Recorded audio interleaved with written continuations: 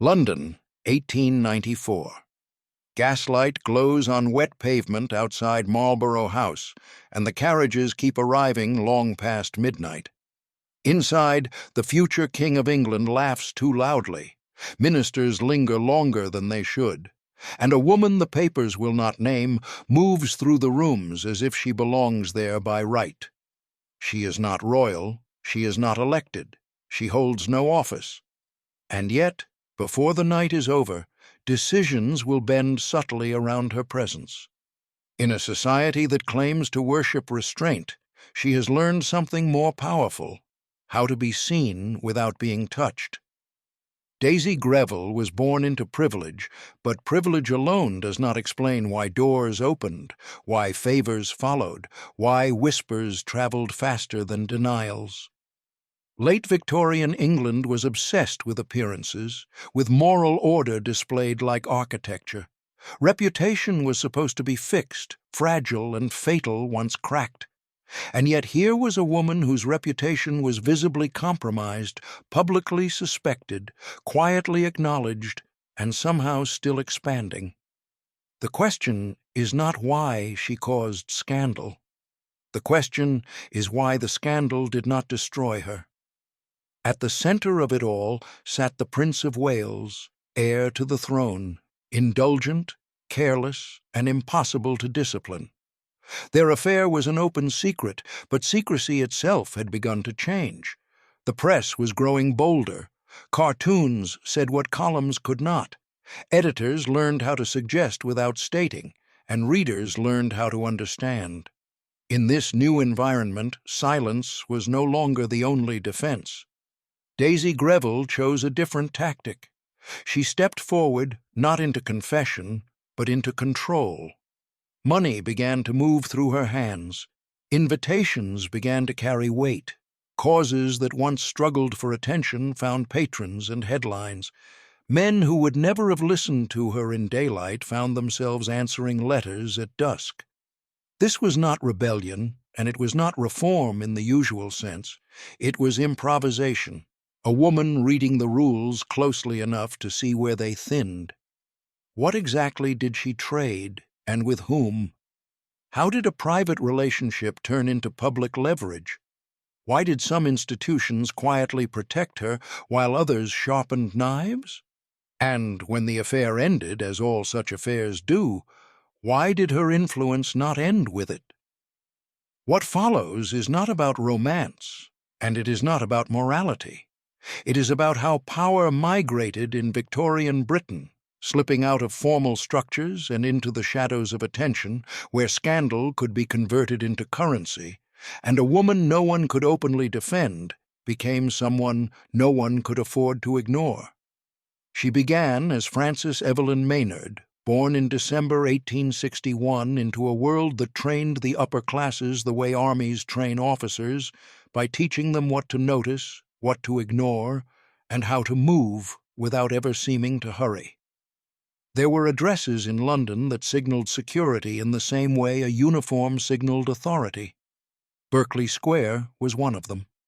There were country houses that were not merely homes, but private kingdoms, with their own small economies of labor, obedience, and inherited gratitude.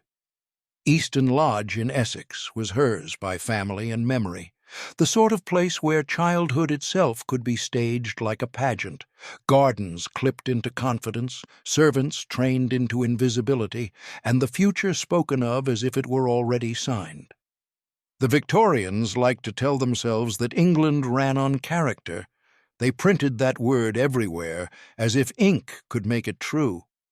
But the engine of their world was connection, blood, marriage, patronage, access. An aristocratic girl learned early that a drawing room was a map, that each chair and doorway carried rank, that laughter was never innocent, and that the most important conversations were the ones held in half-tones while music played. Evelyn Maynard learned these things quickly, and she carried another quality that made her dangerous. She was vivid, not merely pretty, not merely charming, but intensely present.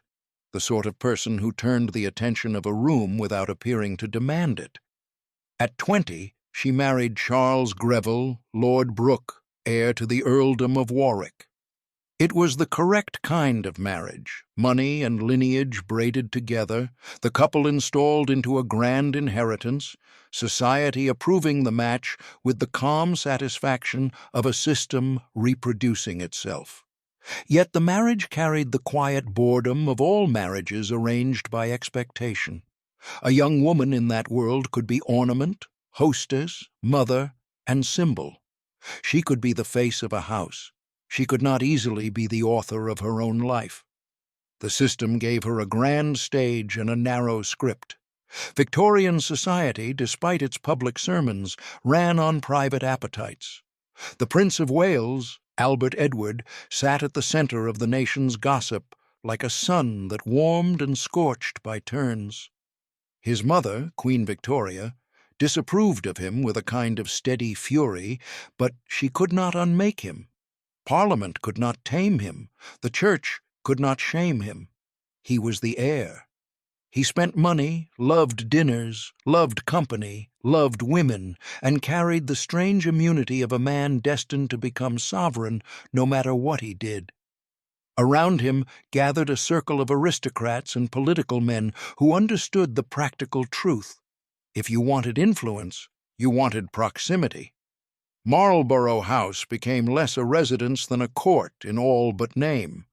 It is easy to mistake the scandal of that world for mere indulgence, but behind the lace and champagne lay serious business. Britain was an empire that required constant administration, constant bargaining between interests, constant reassurance that its own hierarchy was natural and permanent. The prince's circle became a place where politicians learned what the heir liked, where bankers and industrialists found introductions, where social acceptance could soften the edges of economic power, and where people who did not sit in cabinet could still shape what cabinet felt safe doing. It was a politics of rooms, not speeches. Daisy's first near catastrophe came before she was fully established as the prince's intimate. It came in the late 1880s through an affair with Lord Charles Beresford, a naval officer of charm and ambition, married to a wealthy wife whose power came from the kind of thing Victorian men often treated as secondary, until it wasn't: money tied to legitimacy. Daisy, still Countess of Brooke by courtesy, fell into that affair with the intensity of a person tasting a different life. Then she discovered the oldest truth of secret relationships. The secret is rarely as secure as it feels. The crisis began with a letter. It was not a strategic letter. It was a lover's letter, wounded and demanding and reckless. Beresford had arranged for his wife to open his mail while he was away. The letter was intercepted. The wife read it. In Victorian England, that was not merely humiliation. It was evidence. It could be used, filed, shown, hinted at. Daisy learned in an instant that the law of her world was not morality, but control of information. The letter passed into the hands of a solicitor, Sir George Lewis, a man who moved through the upper class like a discreet physician, treating social disease with silence, money, and negotiation. Daisy tried what she had been taught. She tried to pull rank. She appealed upward. She reached for the biggest lever available, and the Prince of Wales, already entangled in the culture that protected him, became the intermediary. In trying to contain scandal, he marked her as his concern. He negotiated, pressured, soothed. The affair with Beresford ended in bitterness, but the larger outcome was unexpected. Daisy's proximity to the prince hardened into something more permanent. Society mocked her as Babbling Brook, a cruel pun on her title that captured what the upper class feared most in scandal, not the sin, but the talk. Yet talk is also how a society communicates its hidden agreements, and Daisy began to understand that she was living inside an economy of whispers that could be guided. She had come close to ruin because she had written too plainly. She would not make that mistake again.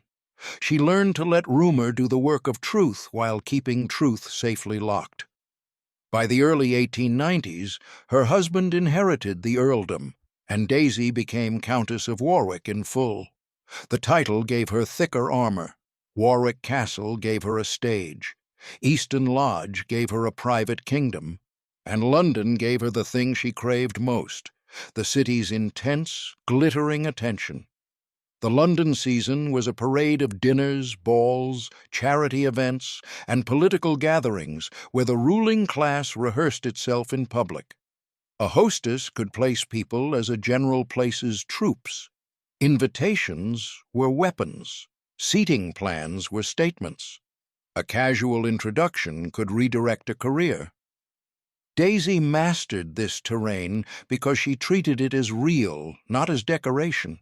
She cultivated friendships that looked like pleasure, but functioned like networks. She learned which men liked flattery and which liked challenge. She learned which women could ruin her and which could protect her. She learned the art of seeming careless while remembering everything. And she understood that the Prince of Wales was more than a lover. He was a conduit. In that world, access to him was a form of capital. What did she trade? She traded the most valuable commodity in late Victorian England, closeness to the man everyone wanted and no one could control. The prince wanted admiration, distraction, warmth, the feeling that he was loved without being judged. Daisy could provide that. In return, she gained the quiet privileges that came with being near him. Not a formal office, but something more fluid. She could recommend someone. She could soften a quarrel. She could open a door.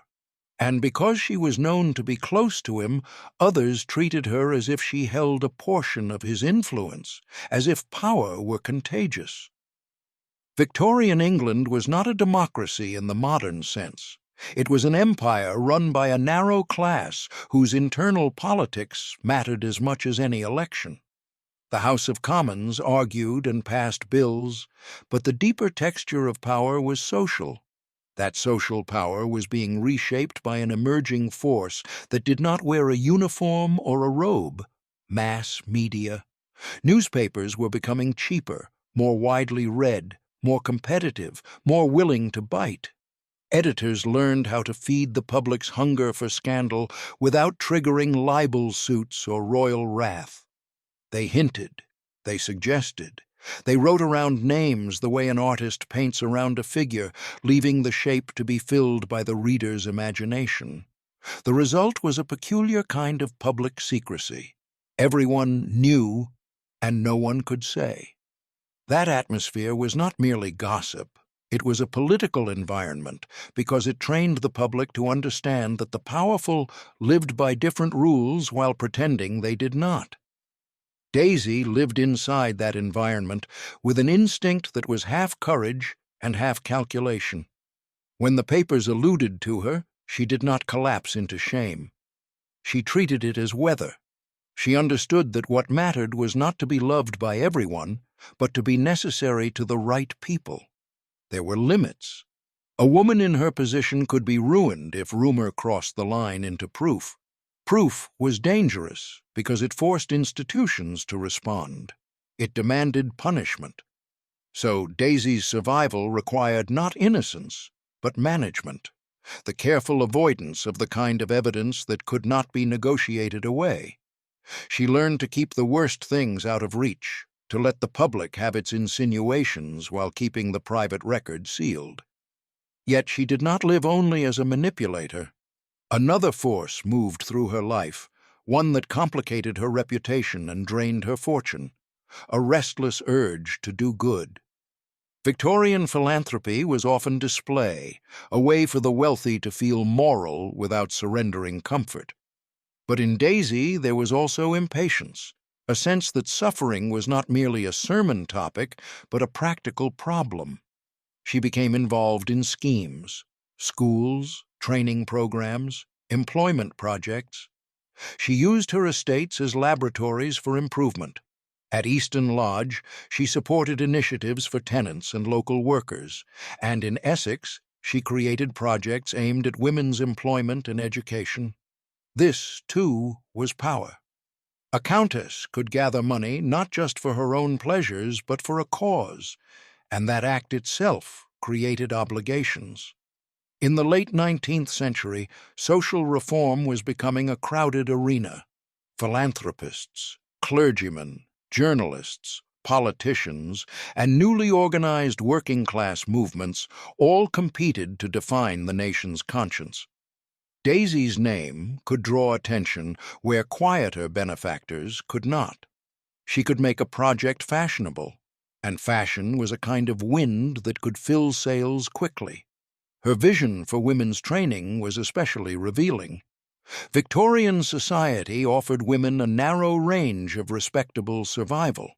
For those without money, the cliff edge was close: domestic service, factory work, dependence, or desperation. Daisy pushed money into education that aimed at practical competence rather than merely polite refinement. She supported agricultural and technical training for women, and she framed it in language that made it acceptable to a class that feared female independence even as it pitied female vulnerability. She sold work as virtue, training as national efficiency, self-reliance as moral steadiness. It was reform fitted to the anxieties of the age. At the same time, her private life remained entangled. She had other lovers.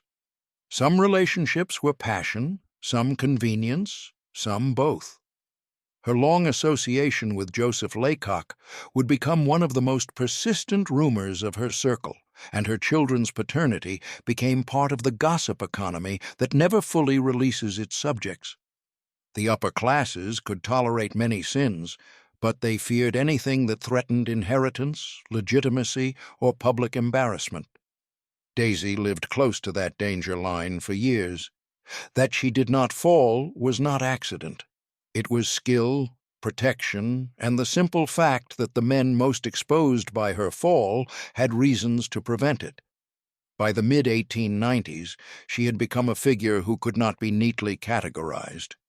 She was a hostess and a reformer, a scandal and a patron, a symbol of indulgence and a promoter of discipline. Those contradictions made her more resilient than a simpler figure would have been. If someone attacked her as immoral, she could point to her schemes for education and labor. If someone dismissed her as a sentimental philanthropist, she could remind them of her proximity to the prince. She could inhabit multiple roles, and that multiplicity became armor.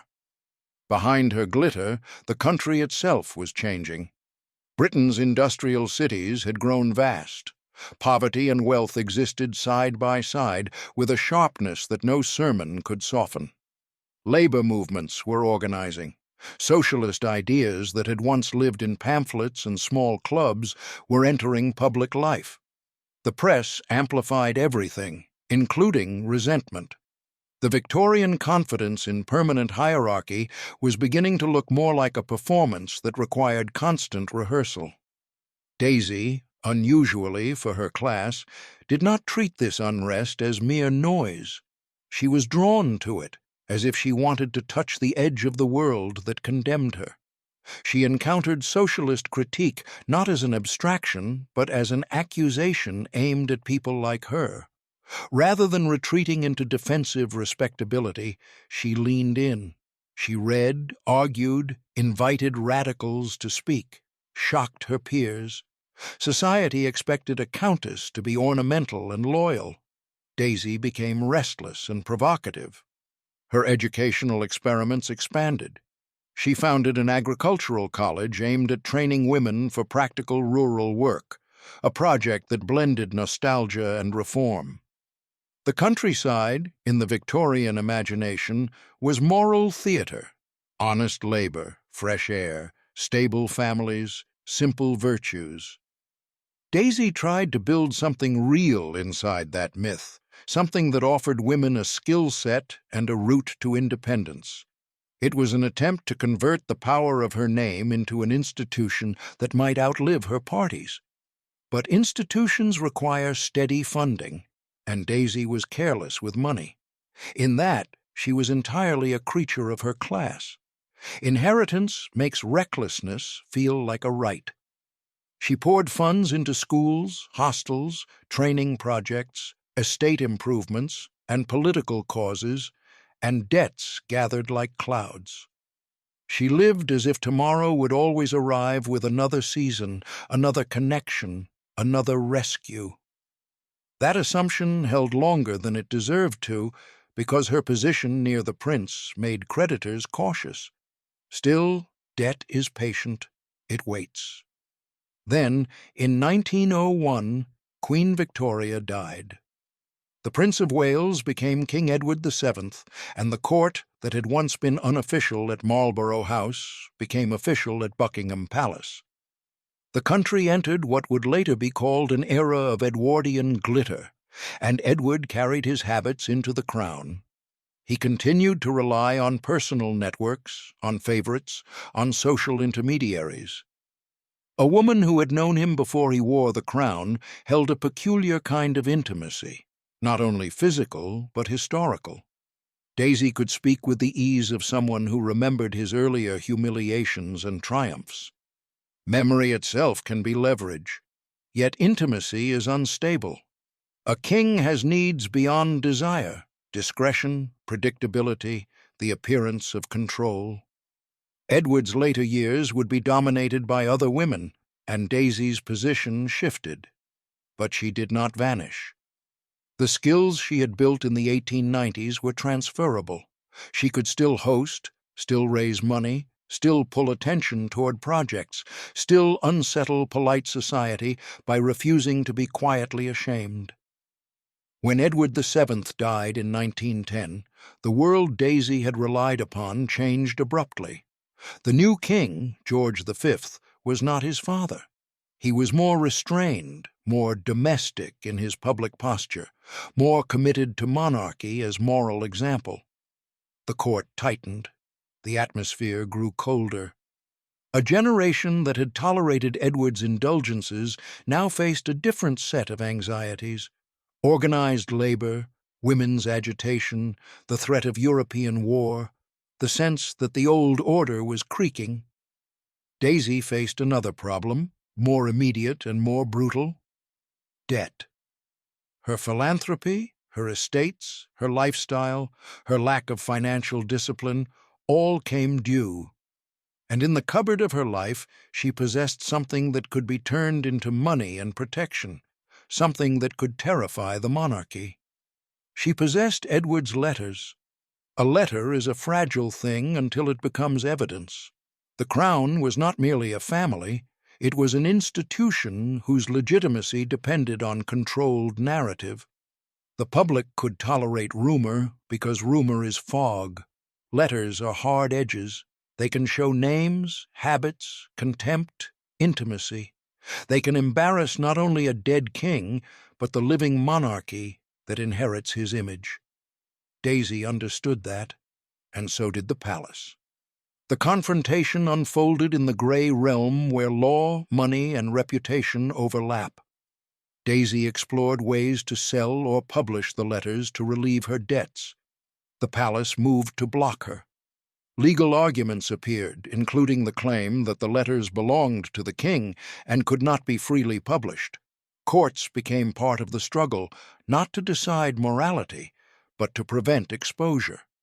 Daisy, pressed by creditors and angered by attempts to control her, threatened to sell the letters abroad, where British legal restraint would have less reach and the hunger for royal intimacy would be immense. No one involved could fully admit what was happening. The monarchy could not openly say, "We must silence this woman because she possesses the private words of a king." Daisy could not say, "I am demanding payment for what the crown fears." So the negotiation hid behind law and propriety. That concealment was itself a Victorian inheritance. Even in the 20th century, The English ruling class preferred euphemism to confession. The resolution took the shape it so often does when institutions protect themselves. Money moved quietly, and silence was purchased. An intermediary bought the letters and paid a large portion of Daisy's debts. The sum often attached to the transaction is £64,000, a figure that reveals both the depth of her financial collapse and the scale of royal anxiety. Scandal, once social currency, became literal currency. A man bought paper. A woman bought time. The monarchy bought quiet. This episode exposed something important about Daisy's earlier success. Her power had never been purely romantic. It had always been transactional in the broad sense. She understood what others wanted, what they feared, what they could not publicly admit, and she learned how to stand at the crossing point of those pressures. In the 1890s, that meant invitations, introductions, attention.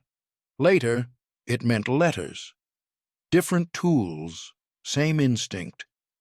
The First World War arrived and tore across Europe with a violence that made late Victorian certainties look childish. The empire that had seemed invincible discovered its fragility. The ruling class watched its sons die in trenches and its legitimacy questioned at home. Daisy's political sympathies hardened. She opposed the war and gravitated toward radical critique of the society that had produced it. After the war, she moved deeper into labor politics. She became, in effect, a countess campaigning against the social order that had made her. To her peers, this looked like betrayal or madness. To others, it looked like one of the strange consequences of modernity, the old aristocratic name lending weight to arguments that attacked aristocracy itself. Daisy's presence could draw crowds and headlines.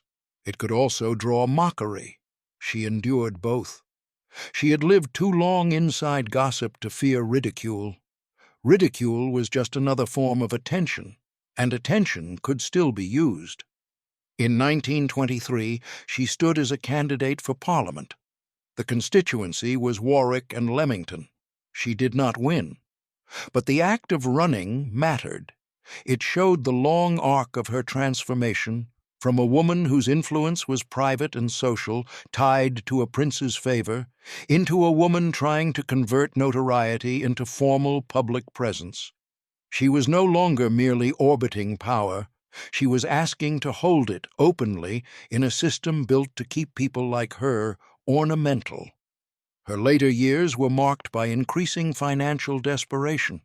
The old aristocratic world she had exploited and defied was fading, replaced by mass politics, modern parties, and a harsher public economy. Daisy faced the threat of imprisonment for debt, a humiliation that would have seemed impossible in the glittering rooms of the 1890s.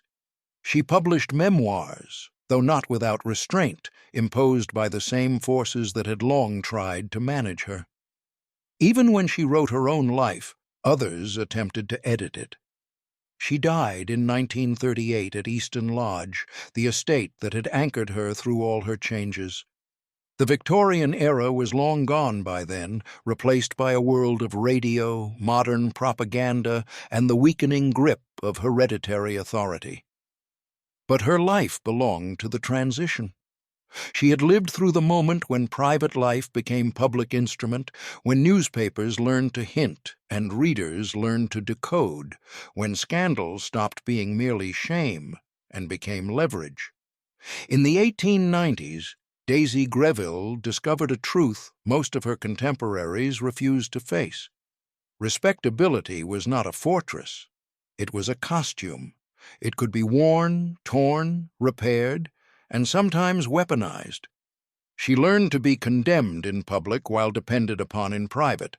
She learned to let rumor circulate without letting proof settle. She learned, in a nation that liked to speak of principle, that attention itself could be a form of government. And she proved something quietly alarming. In a moral society, purity is admired, but inevitability is obeyed.